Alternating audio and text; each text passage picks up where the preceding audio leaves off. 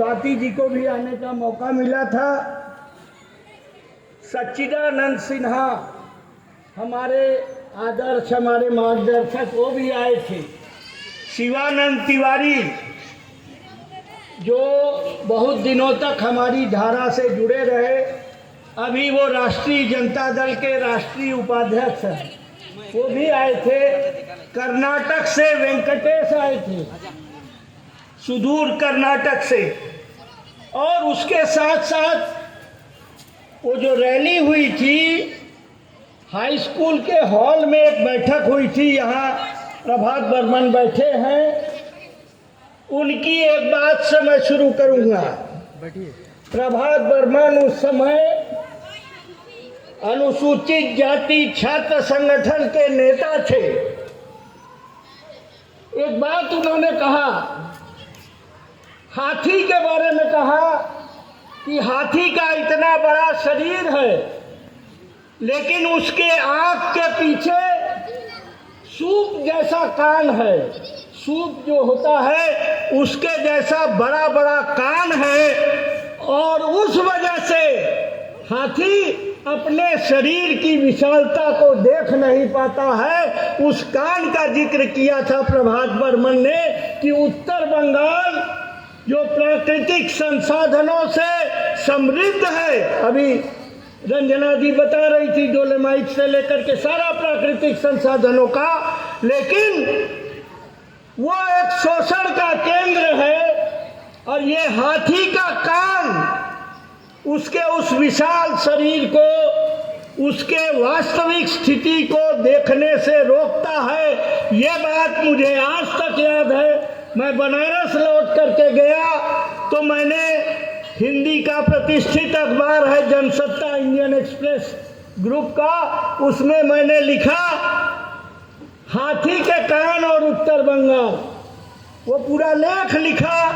बताना चाहते हैं आपसे, ये मूर्ति की स्थापना आपने की। अभी रंजना जी कह रही थी कि राय साहब पंचानंद जी के और बाबा साहब के अलावा किसी का जो है हमारे समाज से मूर्ति नहीं है। कोई भी मूर्ति हो, अगर उस मूर्ति के पीछे उस व्यक्ति के जो आदर्श हैं, जो उसके सिद्धांत हैं, उन सिद्धांतों को अगर हम भूल जाएंगे तो उस मूर्ति का कोई मतलब नहीं है। और इसलिए हम कहना चाहते हैं कि पहली बात, वो जो हाथी के कान वाली बात है, हमारे नेता, हमारे साथी सच्चिदा बाबू ने पूरे समाज विज्ञान के स्तर पर एक सिद्धांत दिया कि ये इंटरनल कॉलोनी है। यहाँ बड़े बड़े प्रोफेसर हैं, विद्वान हैं, उन्होंने इस बात को कहा, जुगलदार रंजना जी, और ये तो हमारी नेता थी, उज्जास की ये हालत थी कि जब आईन मान्य करता था उज्जास, तो 10,000 15,000 लोग गिरफ्तारी देते थे। रंजना जी का बाल पकड़ करके और इनको खींचा गया था। स्टेट्समैन अखबार में भी जो है दिया गया था।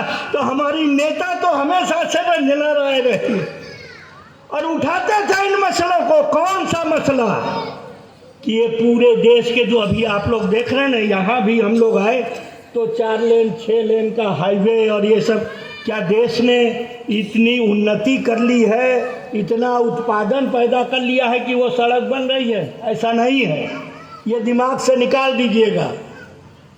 किसी भी साल का बजट उठा करके देखिए, तो जब मैं नौजवान था, बच्चा था, उस समय हिंदुस्तान के बजट में नंबर 1 हेड होता था डिफेंस। लेकिन अब डिफेंस नहीं है, अब क्या है? विदेशी कर्जे के इंस्टॉलमेंट का इंटरेस्ट। किसी साल का, पिछले 5 साल का, 8 साल का बजट उठा के देख लीजिए। ये बड़ी बड़ी चौड़ी सड़कें, जिसको कि नरेंद्र मोदी कहते हैं कि अच्छे दिन आ गए, तो वो सड़कें बनी है विदेशी कर्जा से। जुगलदा 1992 से इस बात को कहते थे कि ये प्रतिक्रांति है, जीवन के हर क्षेत्र में क्रांति उन्नति लाती है और प्रतिक्रांति उल्टी दिशा में ले जाने का काम करती है, जो 1992 में नरसिम्हा राव मनमोहन सिंह के समय से जो आर्थिक नीति चली, जिसको आंख मूंद करके सारे शासक उसके बाद से पालन कर रहे हैं। और बताना चाहते हैं आपको, जो देश भर के नेता थे जुगलदा, उसके पीछे भी एक कारण है कि वो आंतरिक उपनिवेश को समझते थे। इस तरह के पॉकेट उत्तर बंगाल जैसा झारखंड भी है। ये जो अलग अलग देश के भागों में प्राकृतिक संसाधनों को लूटने का काम और लूट करके कलकत्ता, दिल्ली, बंबई, मद्रास जैसे एक चकाचौंध को बनाने का काम जो था, उस विकास की नीति के प्रतिकार में जुगलदा थे, हम लोग हैं, और उसको दिमाग से निकालना नहीं चाहिए। ये कोई अगर उन्नति का मतलब यही होता, आप जाइए, मैं आपसे निवेदन करूंगा, एनजेपी स्टेशन पे खड़े हो जाइए, बड़ा जंक्शन है, लॉन्ग डिस्टेंस की ट्रेनों को देखिए, आजकल की क्या हालत है। उत्तर बंगाल से केरल तक जाते हैं साथी। ललिता जी का बच्चा यहाँ है, बहुत लोग सब होंगे यहाँ बैठे हुए जो जा करके वहाँ काम करते हैं। क्यों ऐसा है भाई? इसीलिए क्योंकि वो केंद्रीकृत पूंजी उन जगहों पर है, वहां जाने को क्यों यहाँ छोड़ करके जाना पड़ता है? यहाँ रोजगार क्यों नहीं है? उत्तर बंग के अंदर रोजगार क्यों नहीं है? इस सवाल को उठाना होगा। और जो मैं कह रहा था, रेलवे स्टेशन पे जाइए, अभी 1 साल के अंदर ये परिवर्तन हुआ है प्रोफेसर साहब कि लॉन्ग डिस्टेंस ट्रेन में आधा डब्बा एयर कंडीशन है, आधा डब्बा एयर कंडीशन है। अच्छे दिन आ गए हैं और उसका नतीजा क्या है? अनरिजर्व्ड और स्लीपर क्लास आधा ट्रेन है। नतीजा ये होता है कि वो डब्बा खाली रहेगा एयर कंडीशन का, लेकिन वो टीटी लोग आएंगे, पेनाल्टी बनाएंगे और स्लीपर क्लास में बर्थ नहीं मिलेगा आपको, लेकिन उसमें भर जाएंगे। ये होता है ना, आप लोगों में से बहुत लोगों ने देखा हो। तो ये अच्छे दिन है, इसको समझिए। आधा डब्बे को एयर कंडीशन बना देना, ये नरेंद्र मोदी का अच्छे दिन है। और अभी मैं क्यों ये इस तरह से प्रतिक्रिया में बोल रहा हूँ, अभी आप लोगों के साथ गए और ये बेनकांडी के बगल में ये काजली हाट का बाजार है शायद, उसमें वो कमल के फूल का निशान का झंडा देख करके कुछ मुझको आघात लगा, इसलिए मैं बोल रहा हूँ। आप लोग अगर ब्राह्मणवाद के खिलाफ है तो इस बात को भी समझ लीजिए, अच्छी तरीके से पूछिए उन लोगों से कि हिंदू राष्ट्र की बात करते हो, हिंदू राष्ट्र का समाज कैसा होगा? हिंदू राष्ट्र का समाज ब्राह्मणवाद के आधार पर होगा, जाति आधारित होगा। आपका दर्शन वहां नहीं चलेगा। यहाँ वोट पड़ चुका है, इसीलिए खुल के बोलना चाहता हूँ। आकर के बहस कर ले, पूछिए उनसे कि हिंदू राष्ट्र का समाज वर्णाधारित होगा कि नहीं होगा। ये जो मनुस्मृति के आधार पर जो समाज है, ये चीज समझने की जरूरत है। और आज वो खतरा आया है। सौभाग्य, ये विश्वास है हमारा कि शायद केंद्र में फिर से सत्ता में न आ पाए। ये हमारा आकलन है, क्योंकि धीरे धीरे धीरे धीरे 2 बार में देश की जनता भी समझ गई है। तो साथियों, जुगलदा से हमें सीखना है, जुगलदा की बातों से सीखना है। और वो जो उज्जास का आंदोलन है, मेरा मानना है कि उज्जास का आंदोलन इस देश को एक नई राजनीतिक दिशा दे सकता है।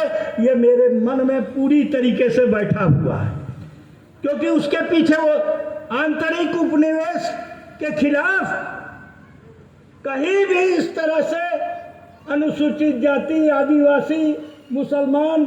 अभी आपने बताया कि चाय बागान में लोकसभा विधानसभा का वोट देने का अधिकार था और जुगलदा ने इस सवाल को उठाया, अनशन किया और जो लोकल बॉडी है, पंचायती राज का अधिकार उनको मिला। उसी तरीके से याद दिलाना चाहूँगा कि मुस्लिम समाज के अंदर ज़्यादातर पसमानदा लोग हैं, पिछड़े वर्गों के लोग हैं और उनको भी एक रिकॉग्निशन मिला।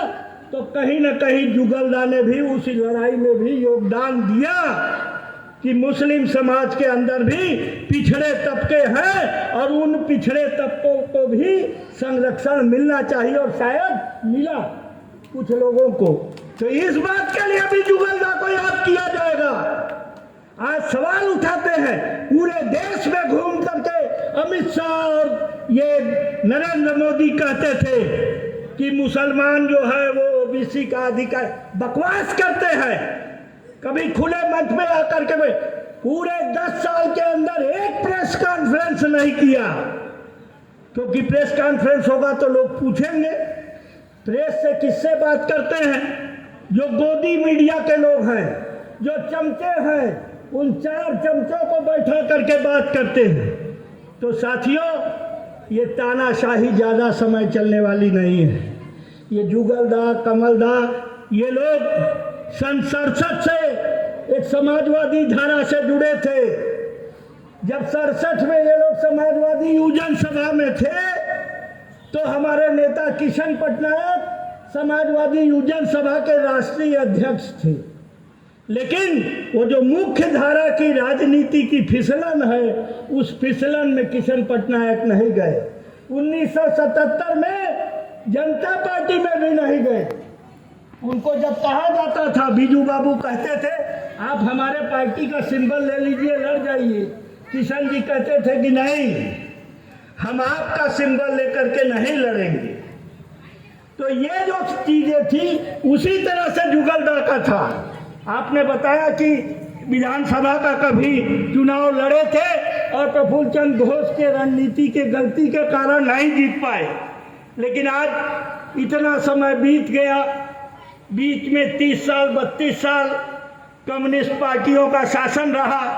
आज क्या है? मैंने अभी भाजपा के खिलाफ इतना बोला और सीपीएम के जो कैडर है, जो सीपीएम का वोटर है, वो आंख मूंद के कमल का फूल पर मुहर लगाता है कि नहीं? हमसे ज्यादा आप लोग जानते होंगे। ये बड़ा दुर्भाग्यपूर्ण स्थिति है। तो साथियों, ये बुनियादी सवाल है। इन बुनियादी सवालों को लेकर के अगर कोई उत्तर बंग से विकल्प निकलेगा तो यहाँ जो बैठे हुए लोग हैं, आज मैं बहुत ज़्यादा आशा के साथ हूँ, क्योंकि हमारा जब स्थापना सम्मेलन था तो रंजना दी थी, उसके बाद कृष्णकांत दा तो आते थे। रंजना दी का जो है, आज जो रंजीत को बधाई देना चाहूँगा कि प्रभात बर्मन, रंजना दी, ये लोग आज इस जुगलदा के मूर्ति के अनावरण के बहाने से ही आज आए हैं। तो कहीं ना कहीं हम लोगों को एक उम्मीद जगी है, एक आशा जगी है कि उनका अगर नेतृत्व रहेगा तो एक नई राजनीति की शुरुआत अगर उत्तर बंगाल से होगी तो पूरा देश उसका अनुकरण करेगा। धन्यवाद। जय हिंद, जय समाजवाद।